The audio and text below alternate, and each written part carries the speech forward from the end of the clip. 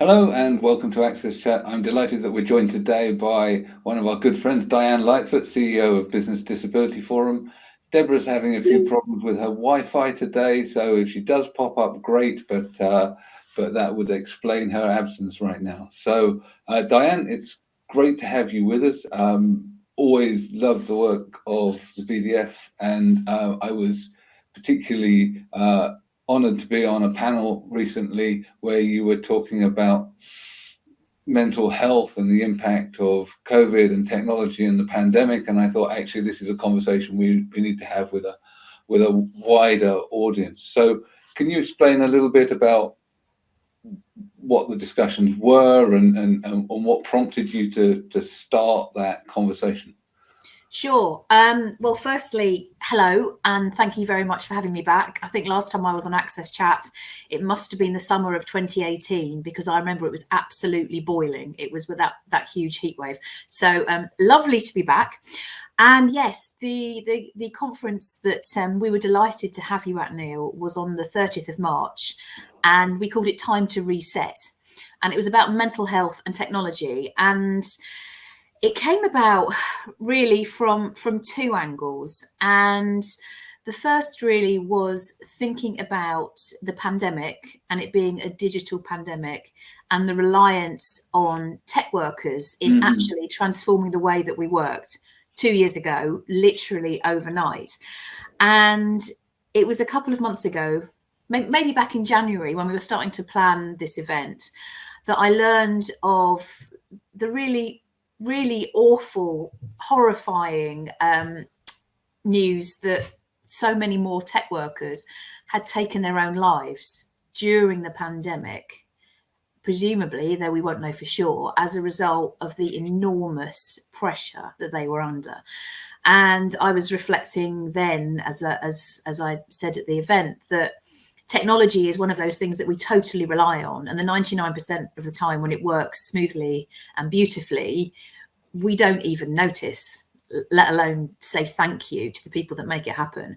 But for the 1% when it doesn't, we risk jumping up and down and making a fuss. And actually, the tech workers are really trying to do their best. And I say this as a non-techie person, but with a lot of techie people in my friends and family and, of course, work. And so it made me think about mental health and support and that whole piece around psychological safety, love it or hate it as a term, and who is actually supporting tech workers. And then more broadly, just the impact of technology on our mental health. And obviously this is a tech channel. AXSChat is about tech, and there are loads of wonderful things that technology does, not least bringing this web chat to life. But also I was reflecting on some of the negatives and some of the downsides of that, and looking at ourselves on screen all day and the effect that has on self-image, and some of the stuff around social media and younger people and the rise in heavily doctored selfies. And I saw fairly recently the Dove campaign around reverse selfie, which is amazing, but also horrifying. And then just speaking to colleagues about this always on culture, the fact that we can now cram so much more into our days. And some of that's positive, but the blurring of professional and home lives is to such an extent that you almost can't separate them anymore. And that is not necessarily good for us. So we were looking at kind of impact of burnout and where technology fits in, and how to make sure, or how we might make sure, that technology is working for us rather than the other way around. Yeah, excellent. And I think that, you know, we've talked on AXSChat a number of times about how flexible working has been a long-term thing that the disability community has been asking for, and that COVID and the transition to home working overnight suddenly made it clear that it wasn't impossible for businesses to deliver. But I don't think we've really talked about the sort of the downsides, or also the fact that the cultural change has an impact on the community in particular, in terms of, we talk about spoon theory, for example. A lot of the disabled community have energy conservation issues.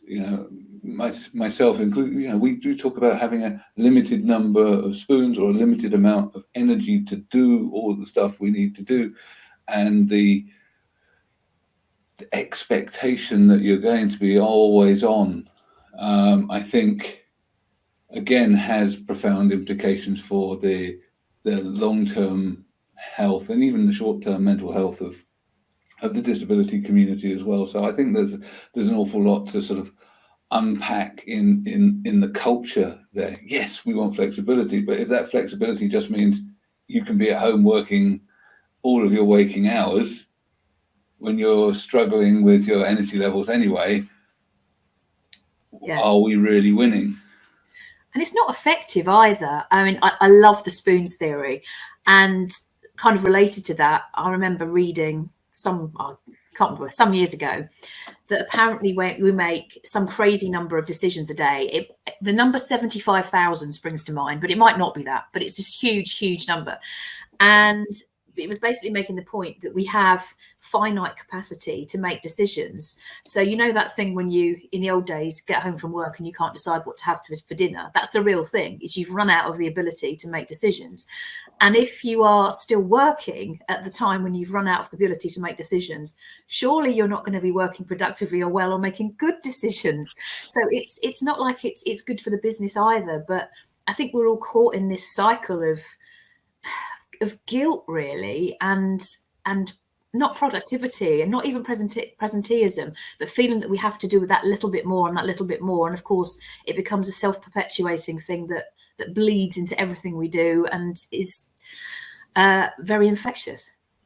Yeah, what was interesting for me was that the people that were on the panel were conscious of the impacts and still exhibiting those. We were all still exhibiting those bad behaviors ourselves. Oh, totally.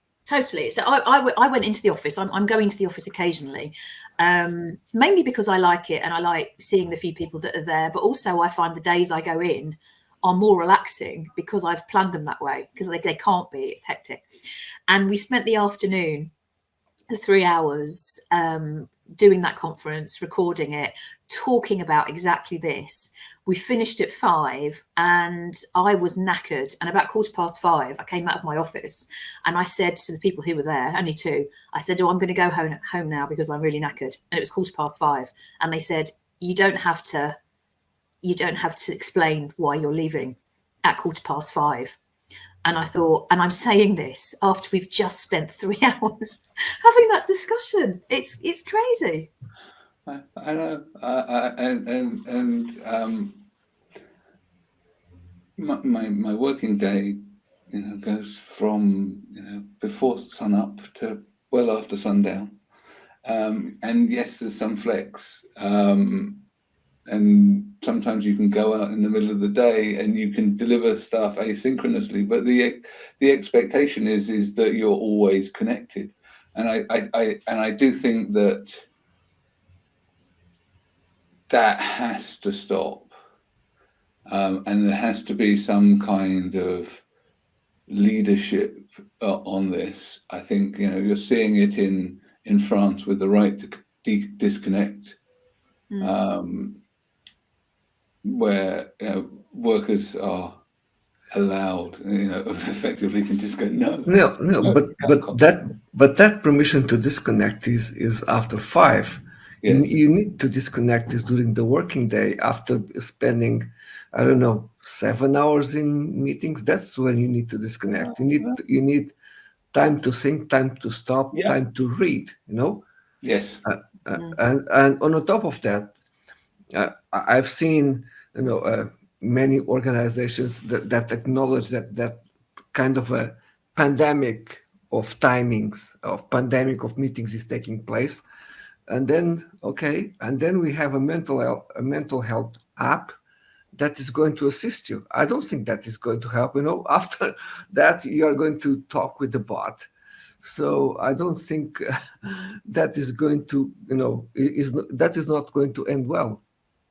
No, and I think firstly we have to give ourselves permission, because nobody can do it for us. And I, you know, like I've just said, I know I'm my own worst enemy, and I paid for it yesterday. So I speak about having depression, sort of fairly regularly, boringly often, you may say.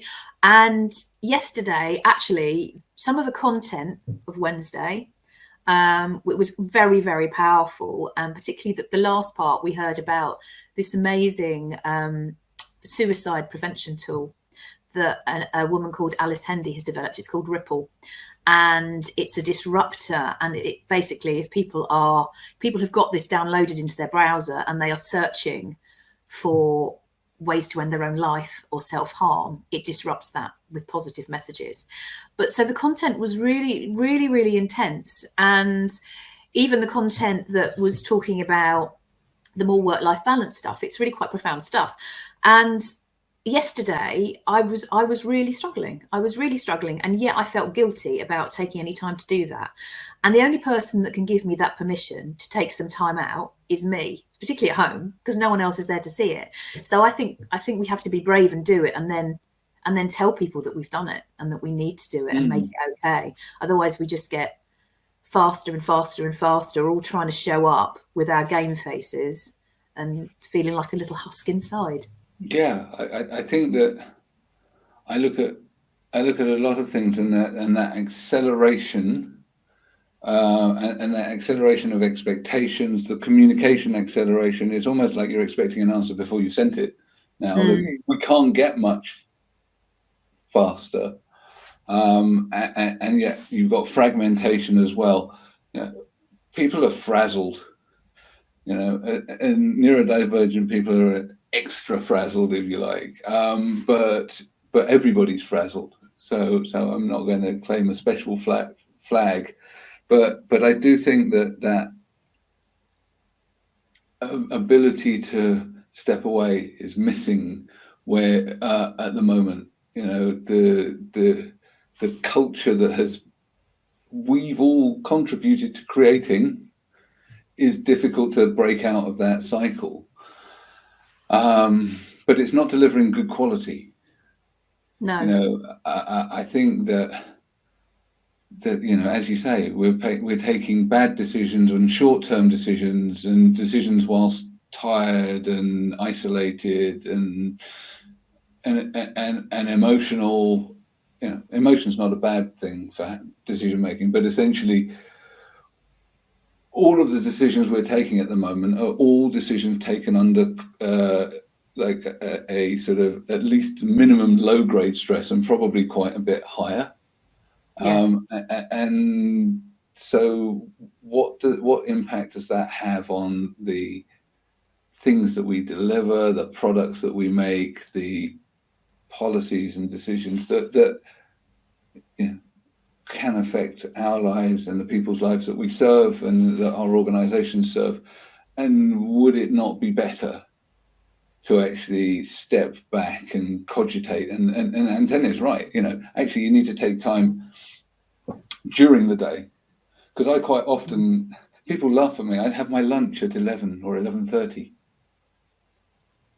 Right, and they go, but that's not funny. But that's basic. But no, but they're surprised, because also I work with a lot of sort of Southern Europeans, and so okay, so that's breakfast, really. Yeah. And but basically, I'm up well before 6. So, and I'm quite often on calls from like 7. So by the time it gets to 11 o'clock, I've done half a working day. By 11 o'clock, you need a small sherry, probably. Which probably goes quite nicely with frazzles. I do like frazzles, although not being frazzled.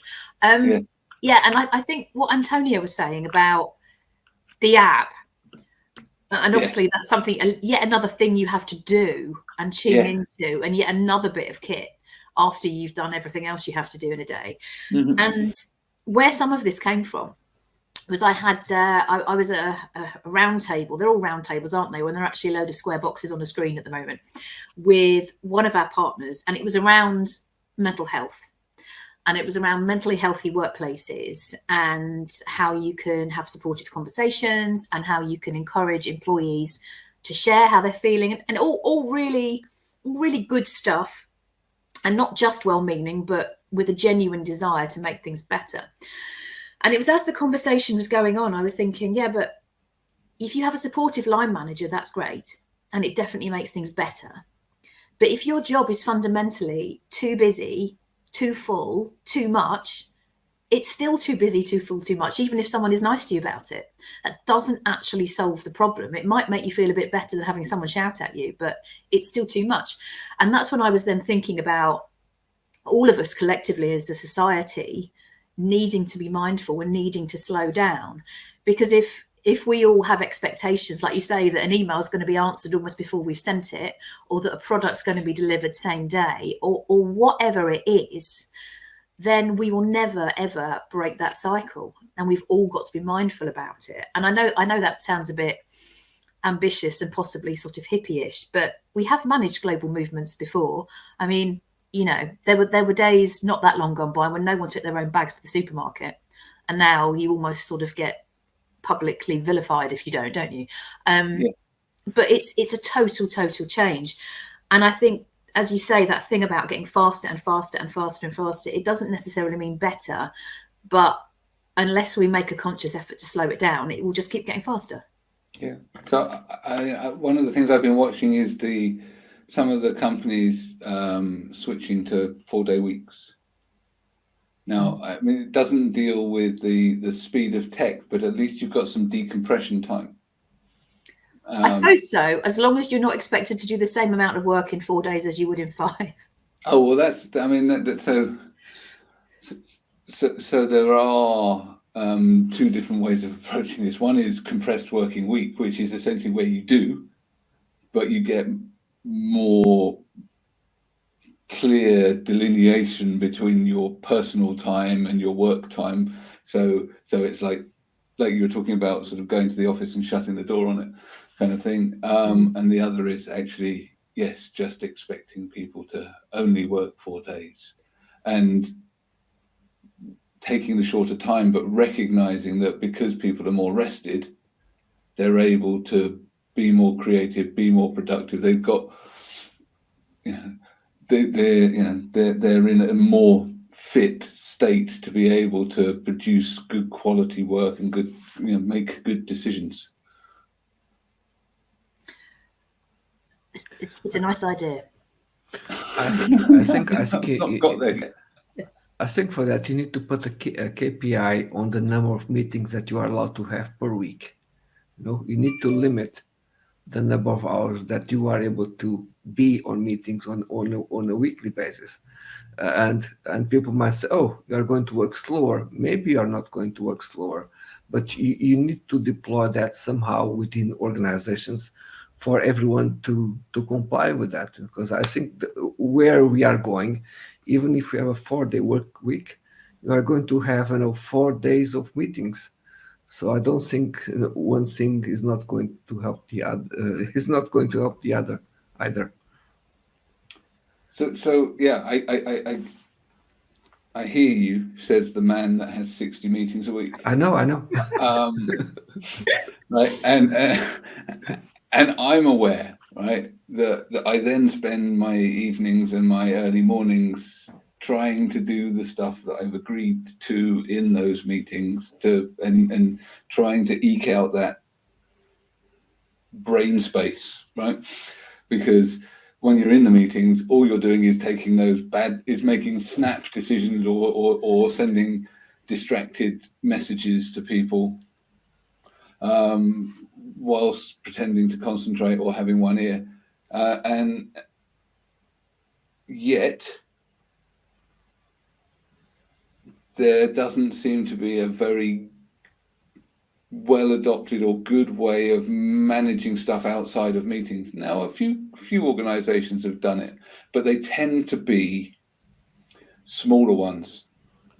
There aren't many really large organizations that have managed to sort of do asynchronous communication and really reduce the meetings, other than by replacing them with something that is eating up as much time.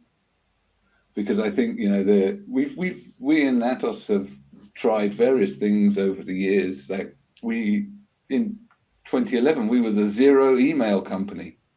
Wow. Yeah, we declared that email was, eating up everybody's time. It was really bad for productivity. So we were going to stop doing email, and that we were going to use online collaboration platforms like we're using with Teams and Yammer and all of that 10 years ago.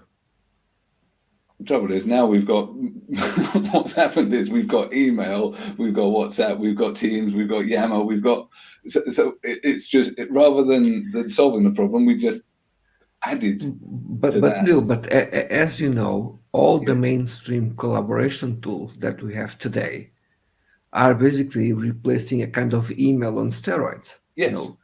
Teams or Slack basically almost create that immediacy that is even stronger than email. Yes. So that does help. And those tools, they were mainly developed for developers, Yes. not for everyone else. No. So maybe we need to step back and make decisions about what are the resources and the tools that we need to collaborate on a daily basis. And even on you were mentioning the subject of meetings and how difficult it is to end all that narrative. But if organizations are concerned with mental health, employee well-being, they are spending money someplace else, okay, just to fix all these issues. Why not fixing the problems at the source? Yeah, I agree. I think it's really tricky because I'm torn on this. I remember when 10 plus years ago when we started the accessibility team, we were all co-located, so we didn't need to arrange meetings with each other because the chatter would happen whilst we were surrounded by each other, and we would break bread together, maybe have a drink. No. And yeah, shocking, huh? And yeah, the intensity wasn't as great. We still got stuff done. And then as we grew what we were doing, we started doing stuff in different teams. And I think the challenge now is that if we go to remote working, even though you may have some teams in the office, everybody's going to essentially be remote working because you've got to connect. So the hybrid working thing means that you're still all going to have to be on calls or in meetings because you've got to bring those people together to have those communications or some way, or be spending time in these tools which are designed for small teams. As Antonio was saying, developers tend to work in like small groups, and they work really well in small groups. So I know when I'm on a particular topic and you're in one of these tools, it can work nicely. But when you're in an organization with like hundreds of thousands of employees, suddenly you've got, I'm in, I don't know, 300 different teams, and each of those might have like people pinging left, right, and center. How do you work out the signal from the noise becomes really, really difficult. And we know that even the tech companies have worked out that this is a problem, because if you go to Outlook Online, it gives you filtered inbox. The problem is the AI is not good enough because it filters out lots of the important stuff and then you don't see it. Yeah.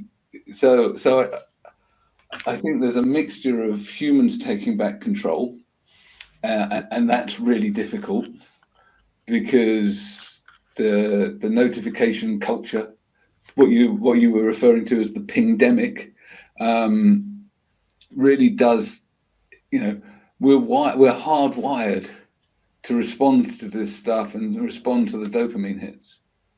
Yeah. I know this makes me sound like a dinosaur. I am a dinosaur. I miss a good sidle. Being in the office and where you can just go up to someone and just say, well, have you got a minute and what do you think about this? And it might take 5 minutes, probably tops. Yes. And yet you either wouldn't organise a meeting to say that, or if you did organise a meeting, you'd probably feel it was a bit rude to make it anything less than half an hour. And it's just not, it's not the same. Those little sort of chance things where you, as you were saying, Neil, when you work in that immersive way with a team of developers, that you can then just share stuff rather than it all having to be scheduled to the nth degree and longer than it needs to be, because meetings always expand to fill the time available, don't they? Yes. I mean, I think I was quite a big fan of management by walking about. Yes. And that's not possible anymore. You can't do that virtual. Well, maybe we'll turn up in the metaverse. So we'll be virtually walking about with our headsets on from our desks at home, sidling up to people. Sounds quite creepy. Yes, it does. Maybe it'll be good, but yeah, and those human interactions, and it's funny as well. At the event, there was a lot of discussion about time spent in meetings versus time spent working, and I thought, where did we get to a point where meetings are not seen as being actually work, and therefore by sort of not useful, if you see what I mean? It's like when people say, I spend all my time managing rather than working. And I think, yeah, but being a manager, particularly if you're doing it well, is work. It's part of your role, you know? So if a meeting is productive and useful and is of the right length, then it should be considered work in a positive way. Does that make any sense at all? Or is this just... It does. I think when I first transitioned to being a manager, I really struggled with the idea that I wasn't doing, and that my role was to get other people to do stuff successfully, and that it is a difficult transition for people to make. I think also the fact that we're aware of the mental health issues that people are facing. So what we're then doing is booking in meetings to check in with people, and we do need to do that pastoral care. But then we've got two types of meetings that are happening. We've got the meetings about meetings because you're trying to progress stuff, the check-in type meetings, and all of those kind of trying to get some progress done, right? Which takes longer when you're not sort of co-located, right? It can work, and we've seen that it's worked, and we've proved that it's still possible to do business and all of that, but there is a time cost, and then there's all of the additional time cost of those booked up bits where you have these, missing those micro interactions, the sort of how are you, good morning, grabbing a coffee, that. And I think that's another reason why people are feeling exhausted, because then they're going, well, actually, when am I going to do the stuff that came out of that first set of meetings of progressing? And that's how we end up working these really ridiculous hours. Yeah. And that those things that I'm really stressed about when I'm going to do them, and they feel like they're hanging over me. Yes. And actually, when I do them, probably don't take as long as I fear they will. But the actual spectre of them looms very large. Yes. Yeah, absolutely. So, I mean, this is why I've stopped with the to-do lists and started trying to diarize stuff. I mean, the other challenge is I spent the last 7 years, my diary's been completely open. So anyone could view my diary, right? And they could see what I was doing. And I believed in doing that because, well, it was partly a matter of principle, of transparency, but I've turned it off in the last couple of weeks because people were then deciding that things that I got in there weren't important enough. Oh, right. For them not to ride over. Not to override it and put stuff in. Oh, my goodness. I think so. So that lack of transparency now just shows as a block of being busy. You talked about other people taking over your diaries, and many years ago, I mean, like probably 15 years ago, I worked with a consultant who used to say diaries are a repository of other people's priorities, which I always really liked. Yeah, absolutely. That's such a great line. It's good, isn't it? I've remembered it. I've remembered it for 15 years. I trot it out every now and again, and I always really like it. But I also like that thing that I think it was Sarah from NatWest said about it's okay not to be available all of the time. Yes. And it is okay, because actually how many things come to us in our day that are genuinely, if you're not there that split second, the world's going to fall apart. Not very many. Shouldn't admit this, really, should we? Because it will take away our aura of magnificence and omnipotence. But unfortunately, it's true. Yes, absolutely. And you need to disconnect, to think about, to have ideas. When you are on that pressure of, oh, I need to go to my next meeting, I need to do this PowerPoint, I need to be connected, you're not going to be able to let your mind wander. And it's important that you let yourself wander into other things. Otherwise, you're not going to be productive, or you're not going to be innovative. And I think it's very important to have that disconnect, to have that time just for yourself, to let yourself flow in a very personal way. Everyone is different, so that time of disconnecting is particularly precious for us. Yeah. I would agree. It feels, modern work feels very much like you're in a sealed room with a kettle, and my brain is a bit like, my brain on modern work is like a sealed room with a kettle. And at the beginning of the day, it's fine, but as you go throughout the day, the steam from the kettle builds up, and you get this kind of brain fog. And it's only really by stepping away and doing something like hard exercise just clears your brain for you to be creative again, because it really does feel like you're full. Your head is so full of all of these things that you become, as you were saying earlier, incapable of making a decision. It sort of paralyzes you because you can't. You really, your brain is unable to process that stuff, and particularly, neurodivergent brains, where we have less neurons connected anyway. So I do think that it's particularly important for us to step away, and at that point we step away from the camera because we've reached the end of our time. So I need to thank our friends MyClearTech for keeping us captioned. Thank you, Diane, for being our guest. I'm really looking forward to you joining us on Twitter and for us continuing this conversation. That's flown by. Thank you so much, Neil, and thank you, Antonio. It's lovely to chat with you both. Thank you.